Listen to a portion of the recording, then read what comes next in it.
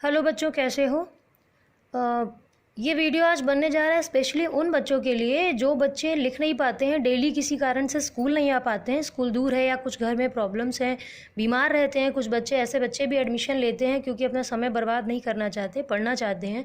कुछ बच्चे private admission भी ले लेते हैं, उनके पास भी बुक नहीं अरेंज होती है और बुक में लिखा भी है तो उनको समझाने के लिए एक टीचर चाहिए, अगर वो नहीं कर पाते हैं तो ऐसे वीडियो की डिमांड्स आई है, इसलिए ये वीडियो बना रही हूँ आज मैं। तो फर्स्ट ईयर वाले बच्चों के, 11th वाले बच्चों के लिए लंबन विधि एक टॉपिक दिया है आपके फर्स्ट चैप्टर में, जो लॉन्ग क्वेश्चन में पूछा जाता है।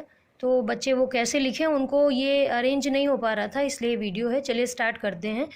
पूरा टॉपिक एक्सप्लेन करने के लिए तो इसमें टाइम नहीं होता है, जल्दी से मैं नहीं कर पाती हूँ क्योंकि ये अपलोड करने में फिर बड़ा प्रॉब्लम होता है, इसलिए हम सिर्फ टू द पॉइंट बात करेंगे कि लंबन विधि क्या है। तो पहले हम देखेंगे लंबाइयों का मापन हम लोग इस चैप्टर में पढ़ते हैं, जिनमें छोटी दूरियां तो हम मीटर स्केल या वर्नियर कैलिपर्स, पेंच मापी यानी कि स्क्रू गेज, वर्नियर कैलिपर्स और मीटर स्केल से हम लोग मेज़र करते हैं, जिनकी लीस्ट काउंट 0.1 सेंटीमीटर, 0.01 सेंटीमीटर और 0.001 सेंटीमीटर है। ये जो बच्चे लैब में आए हैं और आते हैं उनको हम लोग ये प्रैक्टिकल्स करवाते हैं, तो वो ये सारी चीज़ें समझेंगे। जो बच्चे नहीं कर पाते हैं डेली, वो अभी यहाँ पर एक देख लेंगे कि कैसे इन सारे उपकरणों का ये अल्पतमांक होता है। अब ये लंबन विधि क्या है? छोटी छोटी दूरियों को तो हम इन एपरेटस से और भी अप्रत्यक्ष विधियां हैं, बुक्स में दी हैं, हम सारी चीज़ें यहाँ डिस्कस नहीं कर पाएंगे, उनके ज़रिए से पता लगाते हैं या मापते हैं।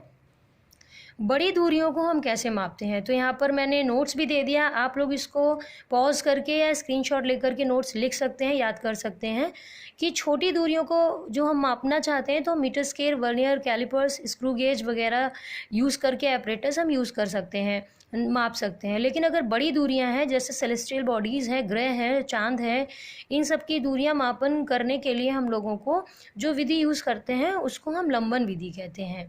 तो अब ये लंबन विधि में जो लंबन शब्द है इसका क्या मतलब होता है?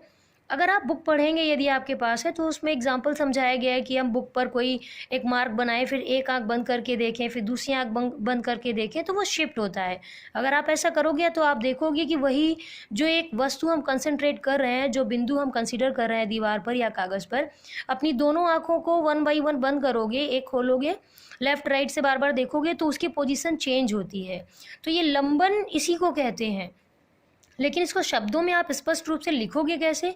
कि अगर दो विभिन्न बिंदुओं से हम किसी वस्तु को ही और देखें, यानी कि दोनों आंखों से जब बारी बारी से देखते हैं तो उनमें जो कोणीय विचलन होता है या फिर वस्तु के जो प्रतिबिंब बनते हैं उनमें जो स्थितियों में अंतर होता है, इस घटना को या इस चीज़ को हम क्या कहते हैं? लंबन कहते हैं।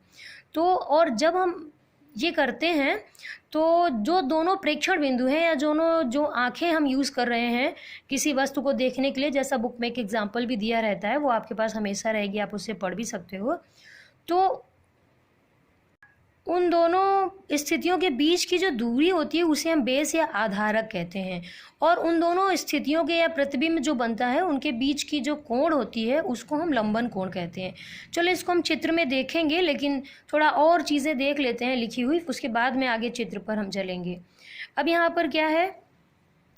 अब जो जैसा कि मैंने समझाया कि कोई अगर हम बहुत दूरस्थ वस्तु है, बहुत डिस्टेंट ऑब्जेक्ट है, जिसको हमने एस कंसीडर कर लिया है, जो पृथ्वी से मान लिया कि डी दूरी पर है, अब हमें ये डी कैलकुलेट करना है, तो how will we calculate it, इसको हम देखेंगे। इसके लिए हमने एक चित्र बनाया है, पहले उससे समझेंगे। देखिए, जैसे हमने यहाँ पर ये एस पॉइंट मान लिया है, ये कोई दूर स्थित वस्तु है जिसकी डिस्टेंस यानी कि ये डी हमें पता करनी है, और ये ए बी जो है दो ऑब्जर्वेटरी या वेधशालाएं हैं पृथ्वी पर। इसका दूसरा चित्र मैंने यहाँ बनाकर दिखाया है कि जैसे कि ये एक पृथ्वी है, हमारी पृथ्वी, और यहाँ पर दो वेधशालाएं हैं ए और बी, और यहाँ से हम इस ग्रह को या जो भी सेलेस्टियल बॉडी है उसको हम देखेंगे दो स्थितियों से, और इनके बीच की जो डिस्टेंस है वो डी एम को कैलकुलेट करनी है। ये जो दो स्थितियां हैं जो ऑब्जर्वेटरी है, इनके बीच की दूरी जो बी है, पेंसिल से मैंने बना दिया है तो ये थोड़ा ब्लर हो रहा है, ये बी आधारक डिस्टेंस हो जाएगी हमारी, और ये जो दोनों स्थितियों के बीच में कोण बनेगा ये थीटा हो जाएगा। अब क्योंकि ये बहुत दूर है, ये डी डिस्टेंस बहुत ज़्यादा दूर है comparative to this small B, तो यहाँ पर क्या होगा? डी बहुत ज़्यादा है, बी छोटा है, तो डी अपॉन बी अगर हम इसको इस तरफ ट्रांसफ़र करें अपॉन में आ जाएगा, और ये जो क्वांटिटी होगी that will be greater than 1, ये 1 से बहुत ज़्यादा बड़ी होगी। अगर इसको हम पलट दें, b/d कर दें, तो ये 1 से बहुत छोटी हो जाएगी। अब यहाँ पर ये बहुत बड़ी डिस्टेंस है, तो हम इसको क्या करेंगे कि ये d त्रिज्या का एक वृत्त कंसीडर करें जिसमें ये स्मॉल b क्या है, एक चाप का काम करेगा। तो सिंपल कोण बराबर चाप बटे त्रिज्या का फॉर्मूला लगा देंगे। तो यहाँ से हम लोग देखेंगे कोण बराबर चाप बटे त्रिज्या का फॉर्मूला लगा देंगे, तो theta is equal to b/d आ जाएगा।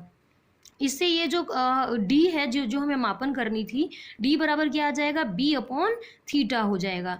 तो ये b हम प्रयोग से जो प्रयोग करेंगे, ऑब्जर्वेशन करेंगे, उससे हम ये थीटा फाइंड करेंगे। बी जो भी ऑब्जर्वेटरी या लेबोरेटरी है जहाँ से हम ये देख रहे हैं उनके बीच की डिस्टेंस हमको पता होगी, तो ये डी हम मेज़र कर पाएंगे। और बस इतना सा ही हमको करना है। आप इससे अच्छा और नोट्स बना सकते हैं, बहुत अच्छे आपको और भी एक्सप्लेनेशन क्लास में मिल जाते हैं। मैं भी इसको बहुत ज़्यादा टाइम लेकर के पढ़ाती हूँ, बट वीडियो बहुत लंबा हो जाता है, 6 मिनट ओवर हो चुके हैं, तो जल्दी से हम इसको कम ही शब्दों में यहाँ पर डिस्क्राइब कर पा रहे हैं।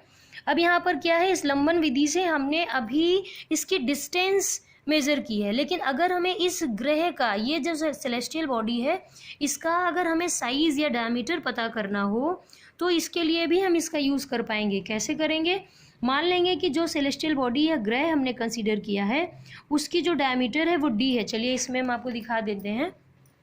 ये पृथ्वी है, पृथ्वी से किसी बिंदु से हम ऑब्जर्वेशन कर रहे हैं, और ये ग्रह है जिसका हमने डायमीटर d कंसीडर कर लिया है। और अगर हम पृथ्वी से इसके जो किनारे हैं या डायमीटर का जो विपरीत बिंदु है उनको देखेंगे तो वो कोई कोण बना रहे हैं जिसे हम अल्फ़ा कंसीडर कर लेंगे। तो फिर उसी तरह डिस्टेंस बहुत ज़्यादा है अपने पास d, तो यहाँ पर मैंने d लिखा नहीं है, चलो लिख देती हूँ d। तो अब क्या होगा, अल्फा इज इक्वल टू फिर वही कोण बराबर चाप बटे त्रिज्या का फॉर्मूला लग जाएगा, क्योंकि ये बहुत बड़ी डिस्टेंस है और इसको हम त्रिज्या मानकर, केंद्र मानकर एक वृत्त कंसीडर कर लेंगे। बहुत जल्दी जल्दी मुझे बताना पड़ रहा है। तो d इज इक्वल टू क्या आ जाएगा, कैपिटल D इंटू अल्फा। ये कैपिटल D क्या है, जो ग्रह था उसकी पृथ्वी से दूरी है, जो लंबन विधि से पहले मैंने ज्ञात की है हम लोगों ने। और अब हम यहाँ से d ज्ञात कर लेंगे और अल्फा ज्ञात कर लिया जाएगा लेबोरेटरी में। और ये वीडियो बहुत लंबा हो रहा है बच्चों, इसलिए आपको इतने पर ही मैं रोक दे रही हूँ।